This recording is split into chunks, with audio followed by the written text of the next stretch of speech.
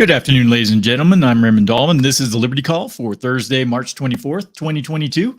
Hope everybody's having a great day out there. It is beautiful here in Colorado. Clear skies, 55 degrees.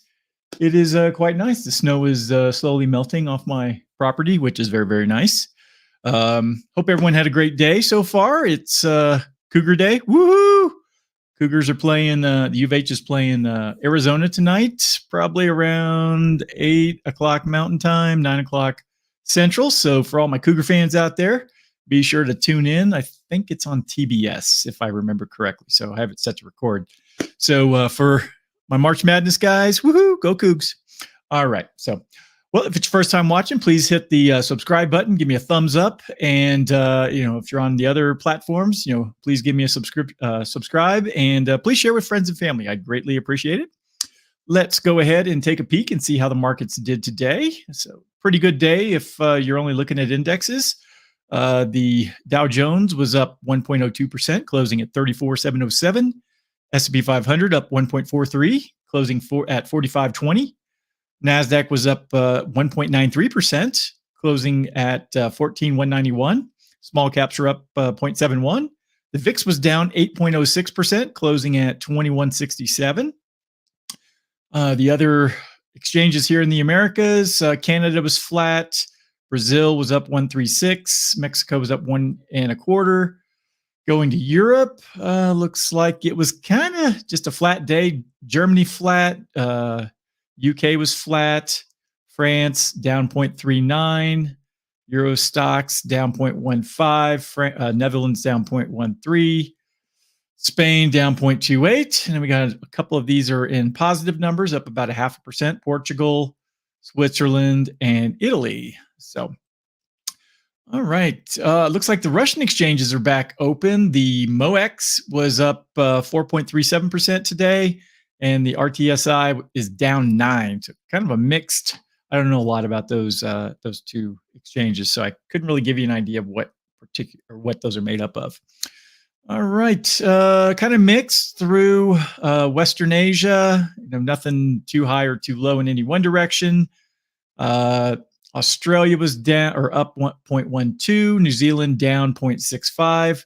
The China markets were all down, more than a half, well, almost more than a half.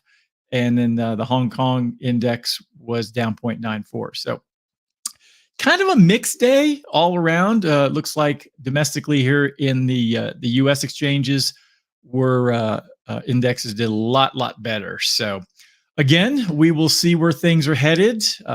My personal forecast is that we're headed towards something not real good. How do I say that without sounding too negative? But I think anyone that I speak with, the folks I'm working with seem to already be pretty aware of that, based upon everything that was happening back in 2019. We got a bit of a pause for a year or two with the whole coronavirus. And, we'll see where things go. But personally, looking at it, it looks like a lot of the steam has kind of run out of the market. We've been fairly sideways since last fall. And, again, I could be completely off my prediction here. And, the market could go up, another 30, 40%, before we actually go through some sort of a bear market or recession. However, do the people running the show, whether or not it's government or the Fed, do they give you any confidence that, they're going to steer the Titanic all the way from England to New York Harbor without crashing into any icebergs? Doubt it. So, all righty. Let's go ahead. And I got just 3 articles today. First one is a market recap. S&P 500 climbs on bullish bets powered by chip stocks. It's written by Yassine Ibrahim from Investing. The S&P 500 climbed Thursday as chip stocks led a broad-based rally in tech, and the strongest jobless claims report in decades pointed to underlying strength in the economy. Chip stocks jumped more than 4%, led by Intel and NVIDIA, after the latter's chief executive, Jensen Huang, said the company would be interested in using Intel to source its chips. Some on Wall Street are skeptical, pointing out NVIDIA is unlikely to risk its competitive edge by allowing a rival to produce its chips. We see little likelihood that NVIDIA would choose to fab prominent products at arguably its most significant competitors' facilities, a choice that would provide Intel with an early look at NVIDIA's future chip design, end quote, Wedbush said in a note. The broader tech sector was also helped by ongoing strength in Meta Platforms, Inc., after the social media giant confirmed plans to build a hyperscale data center in the North Kansas City area. Sentiment on risk assets was also supported by data pointing to economic strength as jobless claims fell to its lowest level since 1989. The job market is extremely strong, and the data is exactly the sort of evidence that has given the Fed confidence that they can raise rates more quickly to battle inflation, end quote, Jeffrey said in a note. Durable goods orders, however, fell more than expected, 2.2% last month, though economists were quick to downplay the weakness, estimating a rebound was likely ahead. It seems reasonable given firms' sky-high investment spending intentions to think that March will see a clear rebound, end quote, Pantheon Macroeconomics said. The backdrop of stronger economic data offset rising geopolitical tensions as the U.S. and its allies looked to further isolate Russia as the latter ongoing conflict with Ukraine rolls into its fifth week. Biden said the U.S. would respond if Russia uses chemical weapons in Ukraine and called on Russia to be booted out of the G20. Ooh, I bet they're scared. Uber Technologies, meanwhile, surged 4% after the ride-sharing company said it struck a partnership to add New York taxis to its app. On the meme front, GameStop took a breather from its recent melt-up to remain on course to snap a 7-day rally. All right, so good news. The employment numbers seem to look pretty good. I know I've been talking a lot about this in meetings of late. And while some folks are seeing that it's hard getting people into their workforces, other places not so bad. So it's kind of hit or miss depending upon the type of business and the talent that they're out there looking for. All right.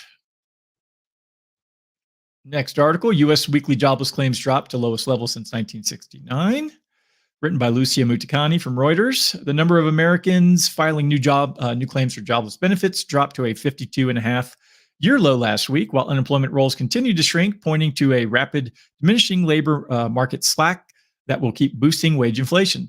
The strength in the job market reported by the Labor Department on Thursday may push the Federal Reserve to raise interest rates by 0.5 percentage point at its next policy meeting in May. Fed Chair Jerome Powell on Monday said the U.S. Central Bank must move expeditiously, in quotes, to raise rates and possibly more aggressively, in quotes, to keep high inflation from becoming entrenched. U.S. businesses are not laying off workers because they know the enormous challenges they're facing in filling open positions, end quote, said Ryan Sweet, a senior economist at Moody's. Quote, if initial claims remain below 200,000 for a period of time, it will raise a red flag with the Fed, end quote. Initial claims for state unemployment benefits fell 28,000 to a seasonally adjusted 187,000 for the week that ended March 19th, the lowest levels since September of 1969. Economists polled by Reuters had forecast 212 applications for the latest week. Last week's drop in claims was widespread, with large decreases in California, Michigan, Kentucky, and Illinois. Claims have been declining in part as COVID-19 restrictions across the country have been lifted amid a massive drop in coronavirus cases. They have declined from a record high of 6.149 million in early April 2020. There are no signs that Russia's war against Ukraine, which has sent U.S. gasoline prices to record highs and is expected to worsen the strain on global supply chains, has impacted the labor market. But supply bottlenecks are restraining business spending on equipment. A separate report from the Commerce Department on Thursday showed orders for non-defense capital goods, excluding aircraft, a closely watched proxy for business spending plans, slipped 0.3% last month after jumping 1.3% in January. Economists had forecast the so-called core capital goods orders would rise 0.5%. Shipments of core capital goods gained 0.5% last month after increasing 2.1% in January. Core capital goods shipments are used to calculate equipment spending in the gross domestic product measurement. Economists still expect strong business investment in equipment this quarter.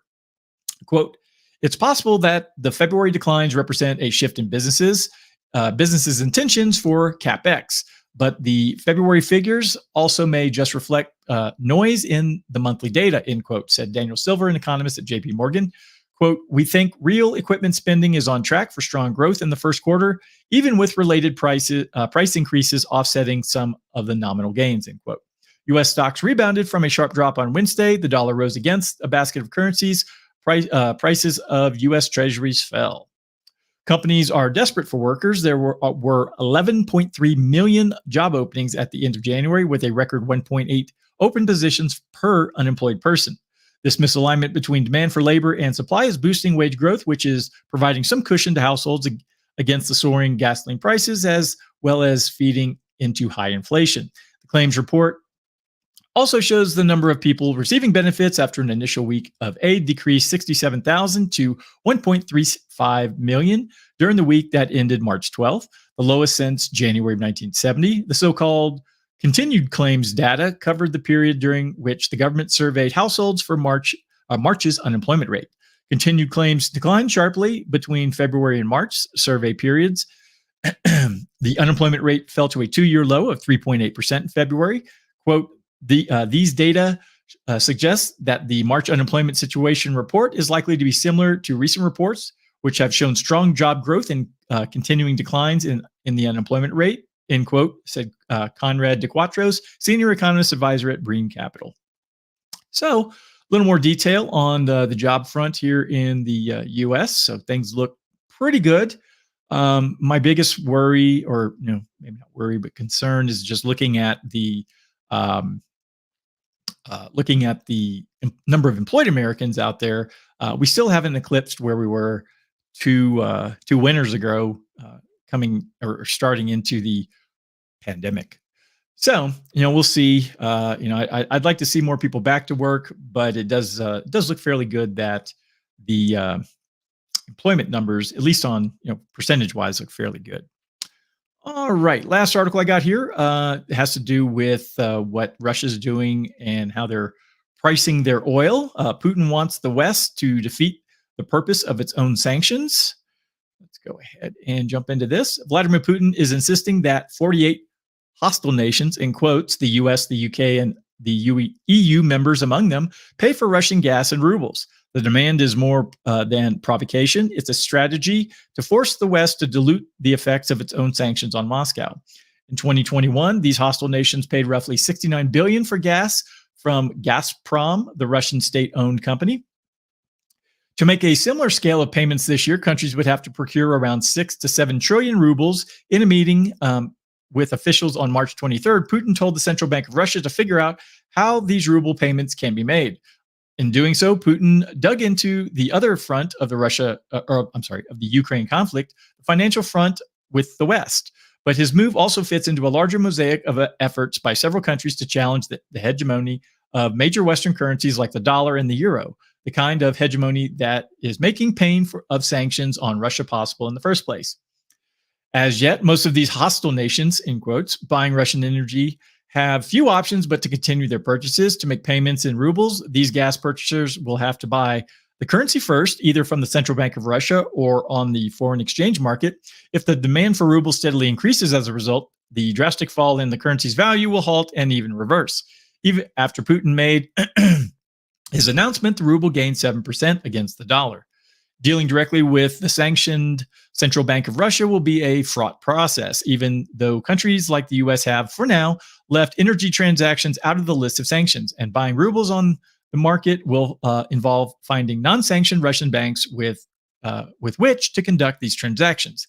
If Western governments pursue these avenues, the Central Bank of Russia doesn't have to spend its own dollars and euros to prop up the ruble, which is just as well, since more than half of Russia's foreign reserves have been frozen by sanctions. A further complication may arise if Russia's central bank, fearing that its new acquisitions of dollars or euros may be frozen as well, refuse to accept these currencies. The US and the EU may have to run these payments through a third intermediary currency, such as the Chinese yuan.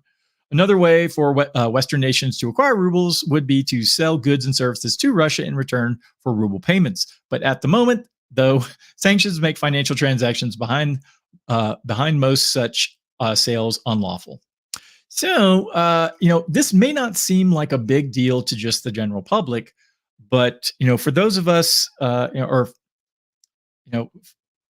for those that are aware that the the Saudis and OPEC are primary or only sell oil in US dollars, that has given us a lot of stability over the last few decades because we've been able to just print more money and buy oil off the open market, in those dollars. So, if Russia, or if the ruble becomes a secondary means of purchasing oil in the open market, that could be a bit of a problem and lead to really lead to a major decline in the dollar as far as its strength and its status as a reserve currency.